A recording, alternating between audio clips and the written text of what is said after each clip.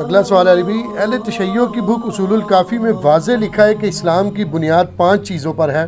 Number 1 نماز، number 2 زکوٰۃ، number 3 رمضان کے روزے، نمبر 4 حج اور نمبر 5 ولایت کو ماننا.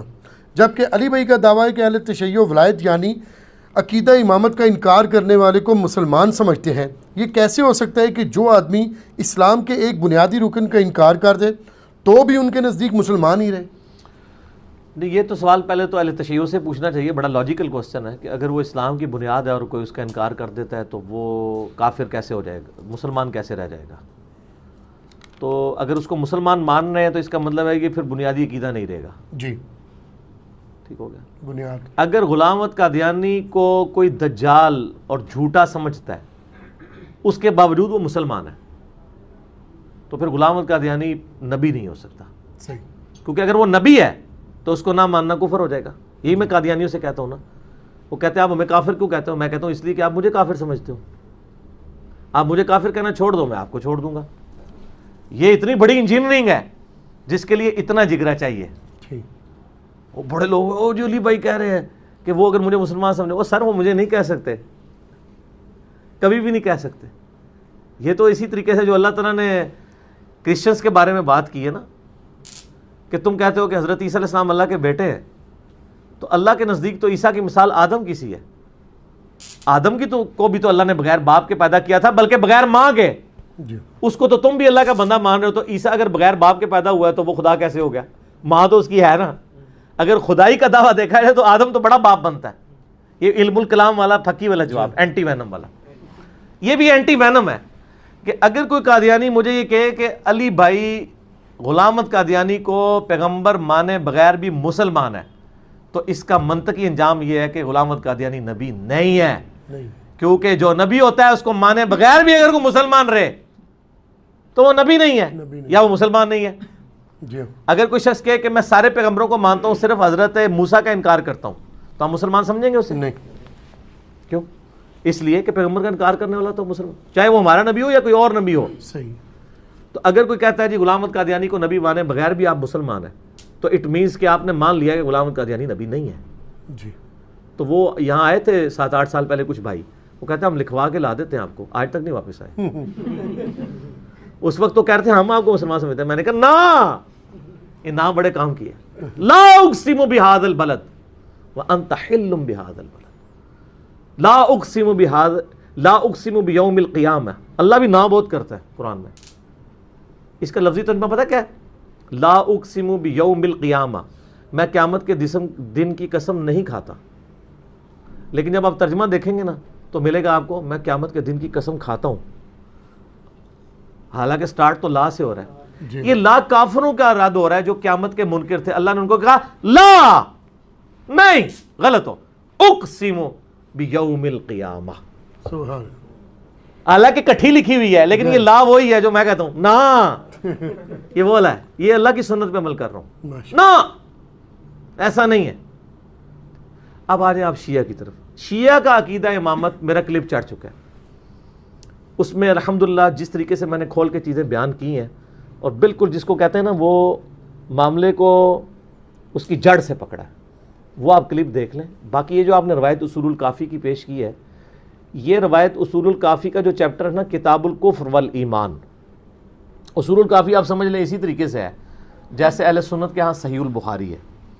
جی. امام ابو جعفر کلینی المتوفا 330 ہجری، امام بخاری سے تقریباً 50-60 سال بعد یہ لکھی گئی ہے اصول الکافی اہل تشیع کی. اس میں جو کتاب الکفر والایمان چیپٹر ہے نا اس میں یہ موجود ہے. پہلے یہ حدیث آتی ہے کہ ایمان کی بنیاد 5 چیزوں کے اوپر ہے. کلمہ شہادت لا الہ الا اللہ محمد رسول اللہ. علی ولی اللہ کو نہیں سر لکھا ہوا اصول الکافی میں. ٹھیک ہو گیا؟ یہی کلمہ لکھا ہے لا الہ الا اللہ محمد رسول اللہ. اس کے بعد 5 نمازیں، پھر رمضان کے روزے، حج، وہاں پہ بھی ولایت لکھا ہوا ہے. یہاں پہ بھی اسلام کی بنیاد میں انہوں نے لکھا ہے 5 نمازیں، زکوٰۃ، رمضان کے روزے، حج اور 5واں ولایت.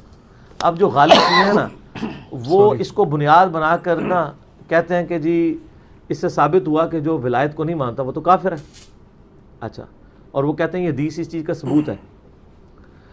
جبکہ اس حدیث کے آگے بھی کچھ لکھا ہوا ہے، وہ نہیں پڑھتے، وہ ان کے خلاف لکھا ہوا ہے۔ وہ سوال کرنے والا پوچھتا ہے کہ اگر کوئی ولایت کو نہ مانے اور باقی 4 چیزوں کو مان لے تو کیا مسلمان ہوگا؟ تو کیا وہ جنت میں چلا جائے گا؟ تو وہ امام جواب دیتے ہیں کہ وہ اللہ تعالیٰ کی رحمت سے جنت میں داخل ہو جائے گا، یعنی اس کے اندر یہ جو کمزوری ہے نا اس کی کمپنسیشن اللہ کی رحمت سے ہوگی۔ یہ جو غالی شیعہ نا یہ والا پورشن نکال دیتے ہیں، کیونکہ اس سے تو ولایت کو نہ ماننے والا بھی جنت میں ہونا ثابت ہو جائے گا، اور جو صحیح جو ہے علمی شیعہ ہیں وہ اسی کی بنیاد پہ کہتے ہیں کہ اہل سنت کی تکفیر نہیں بنتی ہے، ولایت ایسا عقیدہ نہیں ہے جس کا انکار کرنے سے کوئی شخص دار اسلام سے نکل جائے۔ تو سر اس کا لازمی نتیجہ ہے کہ پھر ولایت بنیادی عقیدہ بھی نہیں ہے۔ ٹھیک ہو گیا۔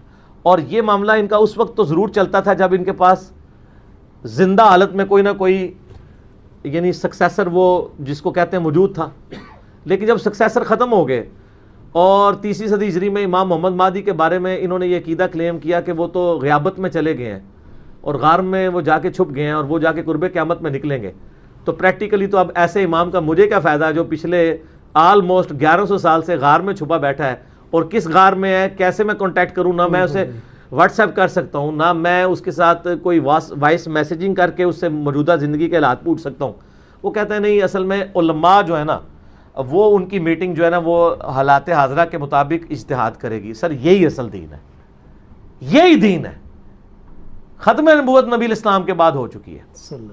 آپ علیہ السلام کے بعد کسی شخص کے اوپر کوئی وحی نازل نہیں ہوگی، کسی کا کوئی ڈیوائن ریلیشن نہیں اللہ کے ساتھ ہوگا، نہ کسی صحابی کا، نہ کسی تابعی کا، نہ کسی بزرگ کا، چاہے خلفائے راشدین ہی کیوں نہ ہو۔ اس لیے خلفائے راشدین کے کئی ڈیسیژنز ہیں جن سے باقی صحاب نے اختلاف کیا اور ان کو بیک فٹ پہ جانا پڑا ہے۔ اگر خلیفہ راشد بھی ڈیوائن ہوتا تو وہ غلطیاں تو نہ کرتا نا۔ کئی مثالیں میں نے مسئلہ نمبر 197 میں دی ہیں، حضرت عمر فاروق رضی اللہ عنہ کے حوالے سے، حضرت عثمان کے حوالے سے، وہ آپ میرا لیکچر دیکھ لیں۔ تو یہ بنیادی عقیدہ نہیں ہے اور نہ اس کی وجہ سے کوئی خارج ہوتا ہے۔ باقی جو عام اہل تشیع ہیں ان کو ایجوکیٹ کرنا چاہیے کہ آپ کی کتابوں میں تو یہ کچھ لکھا ہے، آپ کے بزرگ آپ کو کچھ اور کہانیاں کروا رہے ہیں۔ اس میں لکھا ہوا ہے کہ جو ولایت کو نہ بھی مانے اللہ کی رحمت سے وہ جنت میں داخل ہو جائے گا۔ اللہ کی رحمت سے وہی جنت میں داخل ہوگا جو کسی اسلام کے بنیادی عقیدے کا انکار نہ کرتا ہو۔ ایک ہے اس عقیدے پہ عمل نہ کرنا، وہ الگ چیز ہے، ایک اس عقیدے کو ماننا ہی نہ، وہ تو کفر کی کیٹیگری میں آتا ہے۔ ایک بندہ نماز نہیں پڑھتا، ہم اسے عملاً کافر کہتے ہیں، عقیدتاً مسلمان سمجھ رہے ہوتے ہیں، لیکن ایک بندہ کہتا ہے نماز فرض ہی نہیں ہے تو ہم اسے پھر اس کی تکفیر کریں گے۔ بے شک۔ ایک کہے گا رمضان کے روزے میں نہیں رکھتا کمزوری کی وجہ سے، ہم کہیں گے مسلمان ہے، لیکن اگر کہے گا رمضان کے روزے فرض ہی نہیں ہے تو وہ کافر ہے، اس کی تکفیر کریں گے۔ ایک بندہ کہتا ہے میں حج نہیں کرنا چاہتا، پیسے بچانا چاہتا ہوں، کمزور ہوں، کاروبار کا مسئلہ ہے، ہم اسے کمزوری ایمان کا شکار مسلمان کہیں گے۔ لیکن ایک بندہ کہتا ہے حج فرض ہی کوئی نہیں ہے، یہ سارا یہ پیسے کا ضیاع ہے، نعوذ باللہ، تو وہ کافر ہے، اس کی تکفیر کریں گے۔ تکفیر یعنی بہت ہائر سٹیج پہ جا کے کوئی بندہ کلیم کرے اس پہ ہوتی ہے۔ یہ جو آپ کے علماء نے بعد میں تکفیر بنائی ہے یہ تو کہانی ہے، تو یہ بھی ایک کہانی انہوں نے بنائی ہوئی تھی، جو اس کہانی کا ڈراپ سین اسی حدیث کے آخری الفاظ میں ہے کہ جو ولایت کو نہ مانے وہ بھی اللہ کی رحمت سے جنت میں چلا جائے گا۔ اسی تحت میں کہتا ہوں نا کہ شیعہ کے جو علماء ہیں وہ اہل سنت کی تکفیر نہیں کرتے، اور جو کر رہے ہیں وہ کرنے جوگے نہیں ہیں ان روایات کی بنیاد پہ۔ اب مسئلہ سنیوں کے ہاں ہے جو شیعہ کی تکفیر کرتے ہیں، یہ ذرا اپنی فکر کریں۔